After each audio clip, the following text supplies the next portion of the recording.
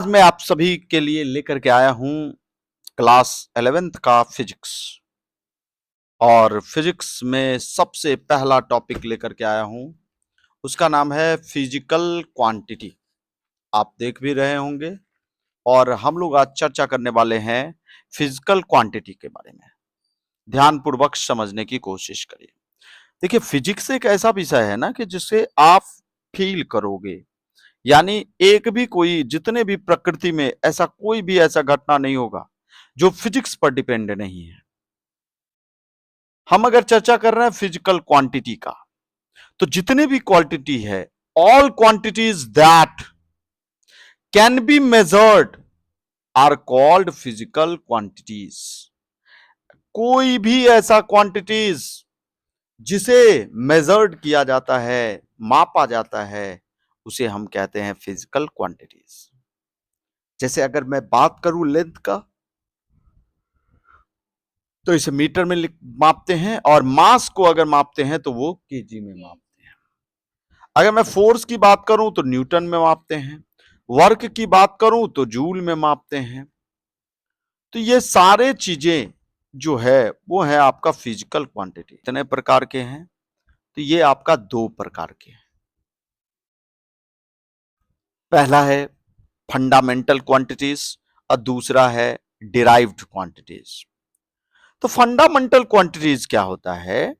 ऐसा physical quantities है which cannot be expressed in terms of any other physical quantities are called fundamental physical quantities। यानी ऐसा physical quantities जिसे expressed नहीं किया जा सकता है किसी अन्य फिजिकल क्वांटिटीज में, उसे हम फंडामेंटल क्वांटिटीज कहते हैं। जैसे अगर मैं लेंथ की बात करूं तो सिर्फ इसका मीटर होता है। मास की अगर बात करूं तो केजी होता है। तो इसमें आपने गौर किया कि दूसरा कोई ऐसा क्वांटिटी इसमें नहीं मिला हुआ है।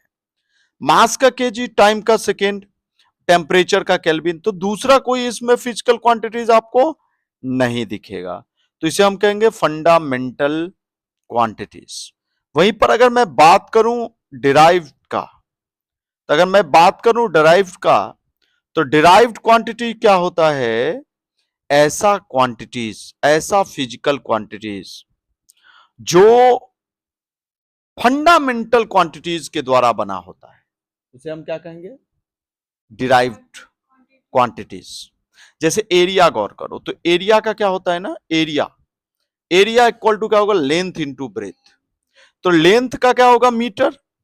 अब ब्रेथ का होगा मीटर। तो मीटर इंटू मीटर, मतलब दो, ये फिजिकल क्वांटिटीज पर जो है ये आपका फंडामेंटल पर डिपेंडेबल है। ऐसे फिजिकल क्वांटिटीज को हम डिराइव्ड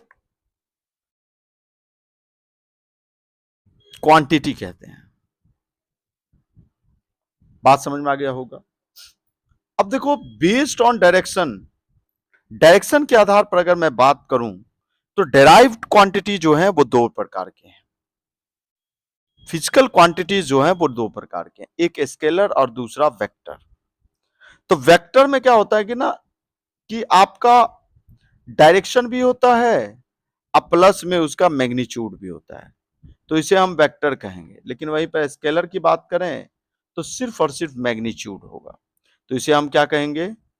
आपका सिर्फ और सिर्फ मैग्नीट्यूड होगा, तो उसे हम स्केलर कहेंगे। समझ में आ गया? अब फंडामेंटल, और अभी हमने पढ़ा ही है, ये डिपेंडेंसी के आधार पर जो प्रकार है फिजिकल क्वांटिटी के, इन सब के बारे में मैंने आपको बताया। आगे समझने की कोशिश करें। ये आपका फंडामेंटल यूनिट 7 फंडामेंटल यूनिट्स हैं, और दो जो है वो सप्लीमेंट्री यूनिट्स है। इसको आप याद रखें। लेंथ की अगर बात करें तो मीटर, और इसका डायमेंशन अगर लिखेंगे तो एल। वहीं पर अगर एम की बात करें तो ये केजी, और इसको कैपिटल एम लिखेंगे। टाइम को अगर बात करें तो सेकेंड, इसमें कैपिटल टी लिखेंगे। टेम्परेचर की बात करें तो के या थीटा होगा, ठीक है, इसे इंडिकेट करेंगे। केल्विन होगा। इसके अलावा इलेक्ट्रिक करंट की बात करें तो एम्पियर होगा। तो अगर यहीं पर अगर हम बात करें कि आई का अगर पूछा जाए तुमसे, तो आई बराबर क्या होता है? Q/T होता है। तो Q का क्या होता है भाई? Q का क्या होता है? तो कूलाम टी होगा, सीटी होगा, ये भी लिख सकते हो या आई लिख दो। उसके बाद अमाउंट ऑफ सब्सटेंस मोल होगा, इसका जो आपका डायमेंशन तो मोल होगा, सीधे एमओएल लिख दो। वहीं लुमिनियस इंटेंसिटी की बात करें तो कैंडेला होगा। तो इस प्रकार से there are 7 fundamental units: length, mass, time, temperature, electric current and amount of substance, luminous intensity. तो ये आपको ध्यान में रखना है। इसके अलावा देखो दो और हैं, जैसे सप्लीमेंट्री यूनिट की बात करें तो ये आपका प्लेन का रेडियन होगा और सॉलिड का आपका स्टेडियन होगा, एस्ट्रेडियन होगा, आप याद रखें।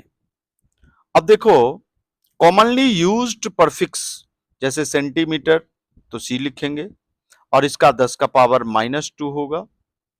वहीं मिली की बात करें तो एम लिखेंगे और इसमें आपका 10 का पावर -3 लिखेंगे।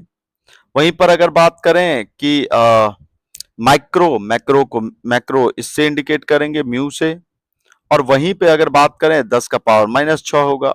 नैनो को बात करें तो एन लिखेंगे, 10 का पावर -9 लिखेंगे। पीको को अगर बात करें तो 10 का पावर -12। ये थोड़ा कुछ टर्म जो है आप याद कर लीजिएगा। एक फर्मी बराबर बात करें तो 10 का पावर -10 मीटर होगा। वहीं एक एंगस्ट्रॉम की बात करें तो 10 का पावर -10 मीटर होगा। 1 सेंटीमीटर बराबर पता ही होगा, 1 मीटर बराबर 100 सेंटीमीटर। अगर वहीं पर सेंटीमीटर को अगर हमको चेंज करना होगा तो 1 सेंटीमीटर इक्वल टू कितना हो जाएगा, 1 मीटर बाई 100, यानी मीटर में चेंज करना है तो 10 का पावर -2 से गुना कर देना। तो इस प्रकार से जो है वो हम लोग समझे यहां तक, जो किसका क्या मात्रक होता है और क्या जो है होता है। अब थोड़ा कुछ इंपॉर्टेंट यूनिट्स के बारे में हम बात करते हैं। एक यूनिट्स है जिसका नाम है एस्ट्रोनॉमिकल यूनिट, जिसको हम A.AU से लिखते हैं, एस्ट्रोनॉमिकल यूनिट, ध्यान रखना।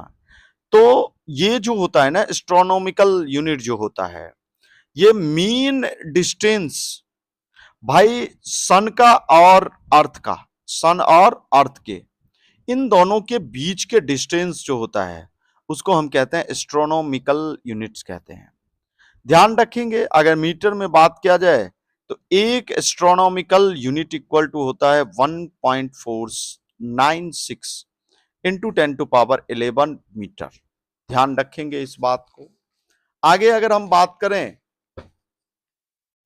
1 लाइट ईयर इक्वल टू, अगर बात करें 1 लाइट ईयर इक्वल टू, तो यहां पे 1 लाइट ईयर क्या होता है, बहुत इंपॉर्टेंट है। लाइट ईयर यहां पर ध्यान रखना कि ये डिस्टेंस है, ये किसका है भाई, सबसे पहले आपको याद रखना होगा कि ये डिस्टेंस का है, ठीक ना। और एक ईयर में ध्यान रखना बुआ, एक ईयर में, 1 ईयर में जो वैक्यूम में जितना डिस्टेंस लाइट कवर करता है, डिस्टेंस, उसी को हम कहते हैं 1 लाइट ईयर कहते हैं। अगर हम बात करें कि वैक्यूम में जो वेग होता है 3 × 10⁸ मीटर प्रति सेकेंड होगा, और इसका अगर हम डिस्टेंस की बात करें 9.46 इंटू 10⁻15 मीटर होगा। 1 लाइट ईयर इक्वल टू इतना आपका होगा। अगर हम पार्सेक की बात करें तो पार्सेक 1 पार्सेक इक्वल टू, अगर बात करें पार्सेक की अगर बात किया जाए तो 3.26 लाइट ईयर होगा, ध्यान रखना। और एक लाइट ईयर बराबर कितना होता है, ये अभी तुमने पढ़ा है कि 9.46 इंटू 10⁻ कितना 15 मीटर, ध्यान रखेंगे, ठीक है। और एक माइल बराबर कहीं कहीं जरूरत पड़ जाएगा, तो एक माइल इक्वल टू 1.6 किलोमीटर होगा, ये चीज ध्यान रखेंगे आप लोग। अब हम लोग समझेंगे डायमेंशन ऑफ फिजिकल क्वांटिटीज के बारे में। तो थोड़ा हम लोग नेक्स्ट पार्ट में समझेंगे डायमेंशन ऑफ फिजिकल क्वांटिटीज के बारे में। ये वीडियो आपको कैसा लगा जरूर आप लोग कमेंट बॉक्स में लिखिएगा।